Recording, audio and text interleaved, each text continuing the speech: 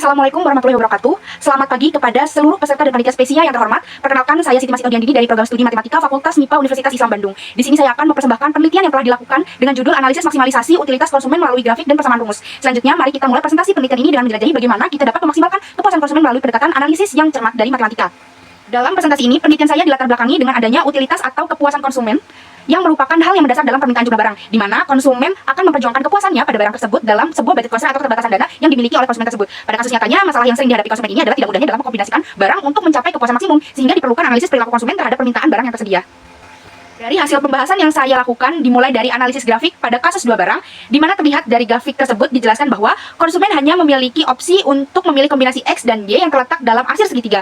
Nah, apabila seluruh pendapatan atau income diinvestasikan pada barang X, individu akan memperoleh income per harga barang X dikali dengan unit X. Demikian pula jika seluruhnya diinvestasikan pada barang Y, sehingga hal tersebut jelas menunjukkan bagaimana barang Y ini dapat ditukar dengan barang X. Dan dalam gambar grafik kedua ini juga terlihat bahwa ternyata titik C ini menjadi posisi optimal untuk mencapai utilitas maksimal dengan kombinasi X dan Y yang ada pada gambar. Kemudian dipilih juga titik C ini menjadi salah satu-satunya titik pada kurva indiferen di kurva indiferen utilitas pada tingkat kedua yang dapat dibeli dengan pendapatan atau income yang dimiliki oleh konsumen. Dari grafik kedua ini juga timbul adanya persamaan yang memberikan visualisasi ketika kondisi ini tidak terpenuhi. Terdapat peluang bagi konsumen untuk mendapatkan manfaat lebih mendalam dengan mengalokasikan ulang pengeluarannya, dan kedua persamaan tersebut mengindikasi bahwa untuk mencapai utilitas maksimal, pembelian barang akan memaksimalkan jika konsumen mengalokasikan semua pendapatannya pada barang tersebut. Kemudian pada grafik ketiga ini dilihat ternyata titik A ini adalah titik maksimal dibandingkan pada titik tangensi lainnya atau titik maksimum pada budget constraint yang ada. Pada gambar ini juga dijelaskan bahwa ternyata tingkat substitusi marginal atau marginal rate substitution itu mengalami penurunan itu bukan hanya sebagai syarat, tapi juga diperlukan untuk memadai dan menjamin pencapaian nilai maksimal pada utilitas konsumen. Gambar grafik keempat juga dijelaskan bahwa terdapat kasus di mana preferensi konsumen ini dapat mengakibatkan konsumen memperoleh utilitas maksimal dengan memilih untuk tidak mengkonsumsi satu dari barang tersebut, barang X atau Y. Misalnya jika seorang konsumen tidak terlalu menyukai barang Y, hal tersebut mungkin tidak masuk akal untuk seorang konsumen mengalokasikan pendapatannya untuk membeli barang Y. Maka dalam masalah ini konsumsi Y tidak dapat menjadi negatif, sehingga batas fisik untuk proses ini adalah sumbu X di sepanjang mana pembelian Y itu adalah 0. Kemudian dilanjut dengan hasil pembahasan terkait analisis barang ke N atau banyaknya barang lebih dari 2, di mana di sini ada persamaan satu yang akan dilakukan penetapan turunan parsial dari Lagrangian terhadap masing-masing variabel X1, X2 hingga X ke N, dan juga lambda atau yang dikenal sebagai utilitas marginal terhadap pendapatan dengan asumsi bahwa sama dengan 0 yang menghasilkan N plus 1.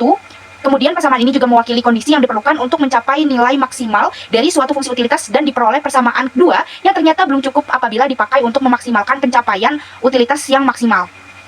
Pada slide ini juga ada asumsi lain yang dapat diperoleh dengan menyelesaikan persamaan 2 untuk utilitas marginal dari pendapatan atau yang ada di situ adalah lambda, sehingga diperoleh pernyataan manfaat tambahan yang diperoleh dari setiap pendapatan yang diinvestasikan yang seharusnya ini seragam di antara semua barang. Hal ini menunjukkan pentingnya pengalokasian pendapatan konsumen secara optimal untuk mencapai kepuasan maksimal itu sesuai dengan preferensi dan kondisi yang mana dijelaskan pada kedua persamaan tersebut. Pada slide ini persamaan 2 diasumsikan jika kasusnya itu seperti pada gambar terakhir atau gambar keempat pada slide sebelumnya yang telah dijelaskan, maka terdapat dua kemungkinan sehingga memberikan persamaan kemungkinan yang ada pada persamaan terakhir ini, di mana hal ini juga menjelaskan bahwa apabila barang memiliki harga PI melebihi nilai marginalnya, bagi konsumen itu mungkin tidak akan dibeli, atau permintaan barang ke I itu adalah 0. Dengan demikian hasil matematis sesuai dengan gagasan umum bahwa individu itu tidak akan membeli barang yang diyakini tidak sebanding dengan uang yang dikeluarkan. Contoh dalam kasus nyatanya nih, apabila I itu adalah sebuah barang, misalkan I itu adalah beras, seorang konsumen ini akan mempertimbangkan konsumsinya terhadap beras, di mana pada persamaan terakhir ini menghasilkan pernyataan bahwa konsumen akan terus membeli lebih banyak beras apabila harga dari beras tersebut kurang dari nilai marginalnya, dan apabila harganya itu lebih dari nilai marginalnya, konsumen mungkin akan memutuskan untuk mengurangi pembelian beras karena harga yang dibayarkan tidak sebanding dengan manfaat tambahan yang diterima.